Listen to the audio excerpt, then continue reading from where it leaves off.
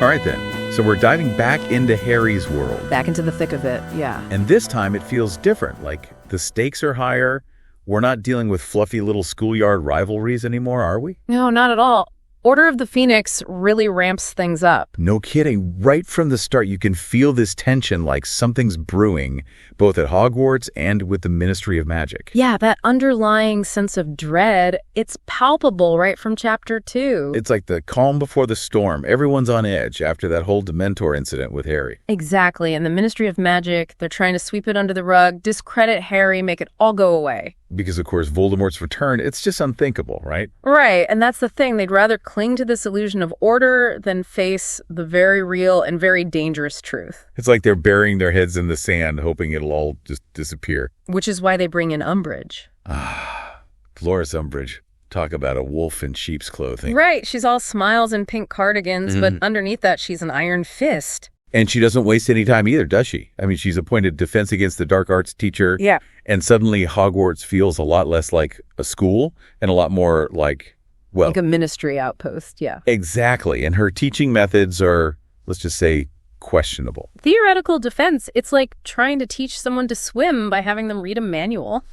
Without ever letting them near water. Precisely. It's about control, isn't it? Limiting what the students learn, keeping them in the dark, so to speak. Which is ironic considering it's supposed to be Defense Against the Dark Arts. It's classic Rowling, though. She uses these seemingly absurd situations to highlight very real and often very disturbing power dynamics. And it's not just the curriculum, right? Umbridge, with her educational decrees, she's basically trying to turn Hogwarts into some kind of authoritarian regime. It's a gradual takeover, isn't it? But very calculated, each decree chipping away at the students' freedom, their ability to think for themselves. And anyone who dares to question her, Professor Trelawney, Hagrid, even Dumbledore, they're all targeted.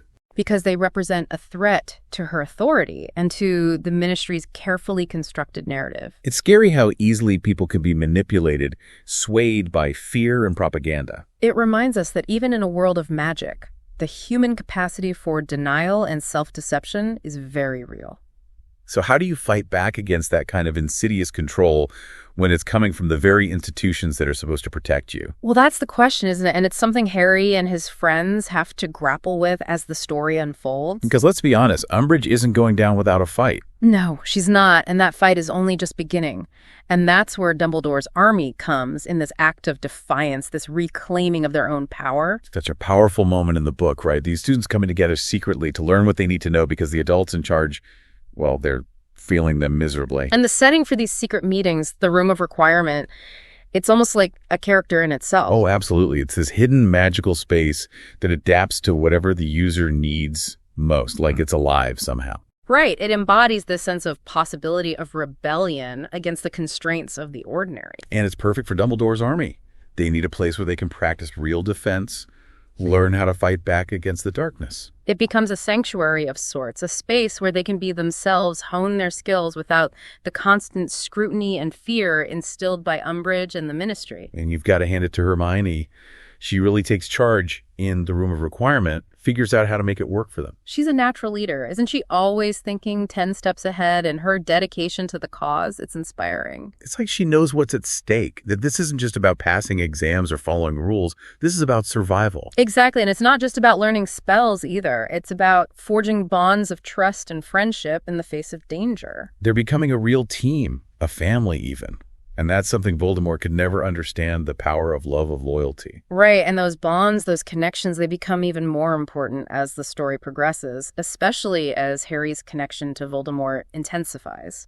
Those visions he keeps having, they're getting stronger, more frequent, like Voldemort's presence is seeping into Harry's mind. It's a brilliant way of showing how intertwined their fates are, how Harry can't escape this destiny even if he wanted to. And it's not just about abstract visions either. It's through that connection that Harry witnesses the attack on Arthur Weasley. That attack changes everything, doesn't it? It brings the danger close to home, shatters any illusion of safety. And it leads them to the Department of Mysteries, this shadowy place. Even the name sends shivers down your spine.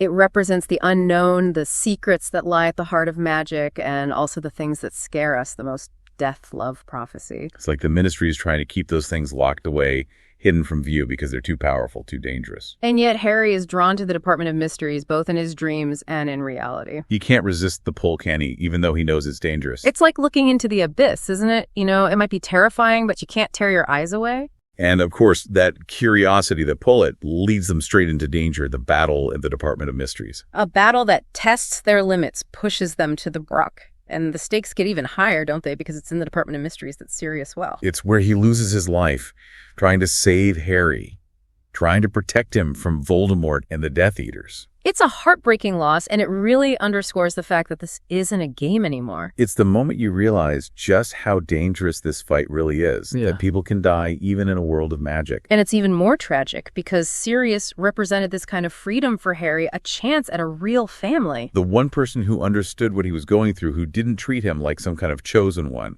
or a celebrity. Exactly. And that loss, it hits Harry hard, and not just emotionally, but on this deeper level too, because now he knows just how far Voldemort will go. And as if losing Sirius wasn't enough, that's when Dumbledore finally reveals the truth about the prophecy, doesn't he? Right. The one made when Harry was just a baby. The one that connects him to Voldemort in this inescapable way.